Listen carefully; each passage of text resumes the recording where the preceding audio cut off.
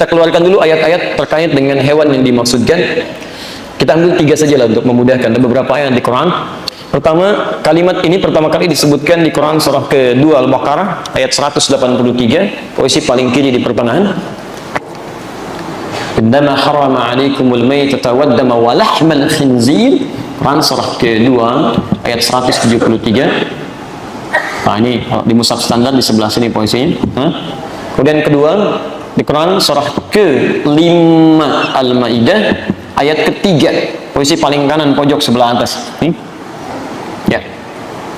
Hurrimat 'alaikumul maitatu waddamu wa lahmul khinzir. Jadi, dan yang ketiga bisa ditemukan juga di Quran surah ke-6 tadi dibacakan di Imam Maghrib kita, tapi belum sampai ke ayat ini, ayat 145. Posisi paling kanan di pertengahan. Nih. Baik.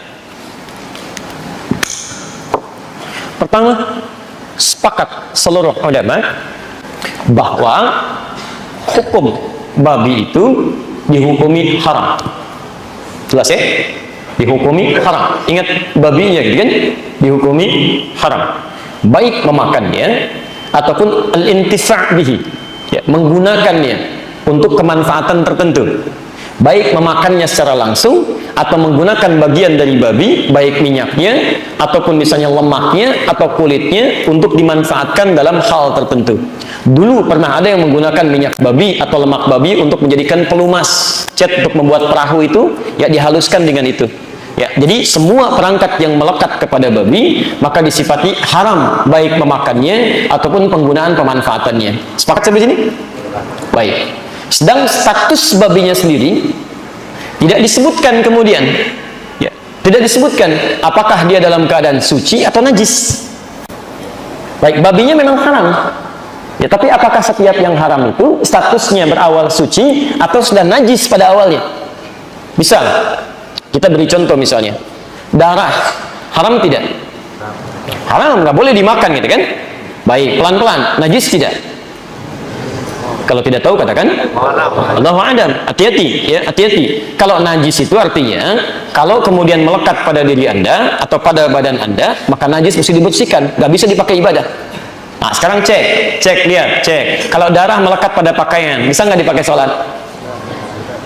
Tidak, kan najis mesti dibersihkan, kecuali yang tidak ketahuan, kan dibersihkan dulu, baru kemudian dengan itu Anda gunakan sholat dengan pakaian yang bersih dari situ. Ya, jelas di sini. Baik, air pipis misalnya. Ya, anak yang sudah mulai makan, najis tidak? Najis, ya, minumnya haram tidak? Halo, haram tidak? Haram sepanjang ada minuman yang baik-baik. Anda ada sirup, minum minuman kencing misalnya kan, ada gunanya di situ. Taib, baik ketika melekat pada pakaian Anda mesti dicuci dulu karena najis. Jelas ya?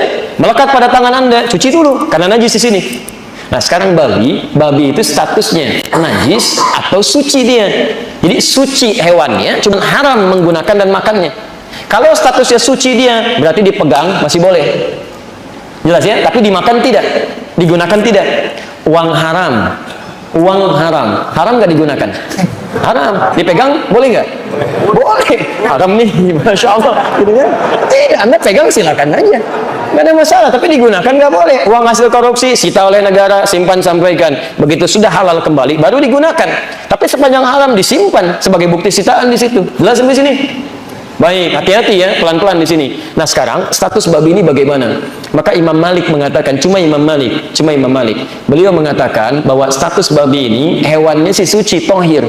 Cuman hukum penggunaan dan makannya haram. Jadi kalau Anda misalnya dalam konteks ini menyentuh babi sepanjang dia bukan bangkai. Kalau bangkai sepakat di sini.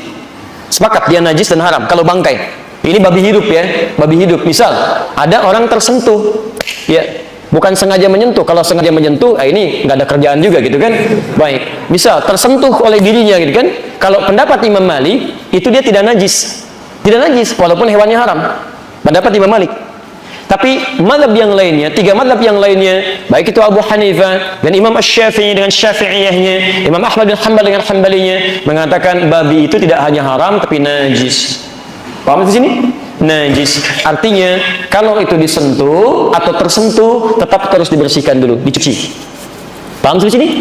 Cuci seperti tadi air pipis yang dicuci, seperti darah yang dicuci, baru kemudian menjadi suci kembali. Tapi persoalannya, apakah najisnya mukhaffafah, ringan, atau mughalladhah, berat? Kalau najisnya berat, mughalladhah, dikiaskan kepada liur anjing. Ingat, bukan anjing ya, berbeda. Ada liur anjing, ada anjing. Kalau anjing, itu anjingnya. Kalau liur, cuma liurnya. Yang najis pada anjing apanya? Liurnya. Jadi boleh nggak pegang anjing? Kalau tidak tahu katakan. Baik. Yang najis pada anjing apa ya? Liurnya. Boleh nggak megang anjing? Baik. Awas, hati-hati. Kata Imam Malik, kalau megang anjingnya nggak apa-apa. Tapi kalau kena liurnya itu yang dicuci. Salah satunya menggunakan tanah. Tapi kata Imam Syafi'i, cerdas sih kata beliau. Anda tidak tahu kapan anjing menjilat tubuhnya. Jelas ya?